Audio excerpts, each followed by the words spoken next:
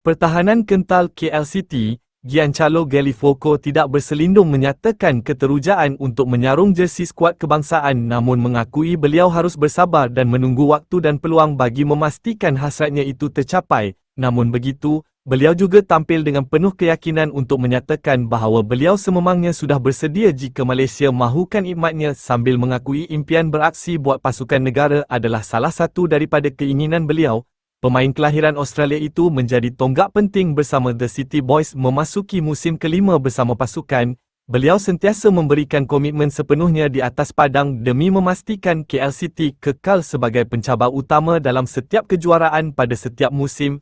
Perlawanan menentang Melaka di Stadium Eras pada 7 Mac 2026 bukan sekadar aksi liga biasa, sebaliknya menjadi detik bersejarah apabila bekas pemain Tottenham Hotspur itu mencatatkan penampilan ke-100 bersama kelab ibu kota.